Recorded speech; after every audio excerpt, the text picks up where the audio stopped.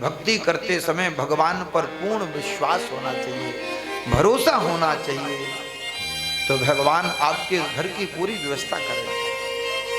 अभी हम लोगों को क्या है कि भगवान का भजन तो हो रहा है, लेकिन भगवान पर जो विश्वास होना चाहिए अभी वो नहीं है। अभी भरोसा हमें रिश्तेदारों का, अपने परिवार का। द्रौपदी जी का प्रसंग आप देखिए, द्रौपदी जी ने जब तक भगवान पर भरोसा नहीं किया तब तक कन्हैया नहीं आए। 5 पति बैठे हैं, परिवार के सबसे वयोवृद्ध पितामह भीष्म बैठे हैं, धृतराष्ट्र बैठे हैं, लेकिन दुशासन साड़ी उतार रहा है बीच सभा में। ऐसी घटना भविष्य की, आज का कोई कमजोर से कमजोर पति भी होता और पत्नी के साथ ऐसा व्यवहार होता तो कुछ नहीं करता, तो पत्थर उठा के तो मार ही देता। लेकिन 5 पति ऐसे बलशाली, अर्जुन गांडीव की प्रतिंचा चढ़ा दे तो बड़े बड़े बलशाली योद्धा युद्ध छोड़ के भाग जाते थे। ऐसे 5 पति सामने बैठे, साड़ी नहीं, और द्रौपदी की लाज नहीं बचा पाए। क्यों? क्योंकि द्रौपदी जी को भगवान पर भरोसा था। भगवान पर भरोसा नहीं, अपने पतियों पर, परिवार पर भरोसा था। और वही द्रौपदी जी ने जब भगवान का आश्रय किया तो अंबर से भेजी साड़ी,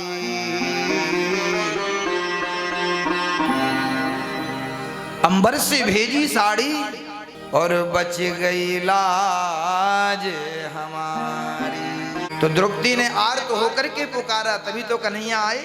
इसलिए व्यक्ति जब आर्त होकर के भगवान से पुकारता है और भगवान पर भरोसा कर लेता है तो भगवान कभी अपने भक्त का विश्वास नहीं तोड़ते। प्रतिज्ञा तोड़ सकते हैं।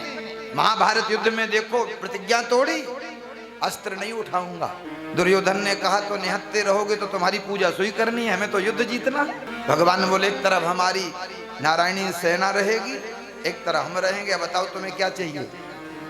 लेकिन शस्त्र उठाएंगे नहीं, तो दुर्योधन बोले पूजा सुई करनी वहां युद्ध में तुम्हारी, हमें तो सेना दे दो।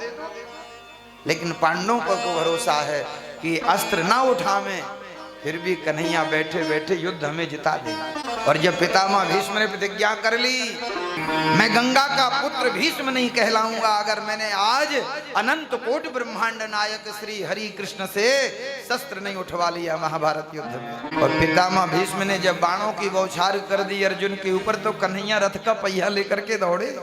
कहा केशव आपने ऐसा क्यों किया?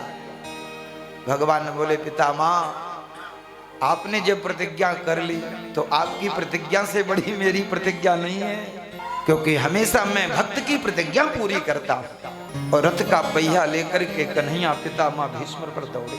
तो भगवान अपनी प्रतिज्ञा तोड़ सकते हैं, लेकिन भक्त का भाव, बस भक्त का विश्वास कन्हैया कभी नहीं तोड़ते। सब कुछ छोड़ करके हमें भगवान हरि की भक्ति करना चाहिए।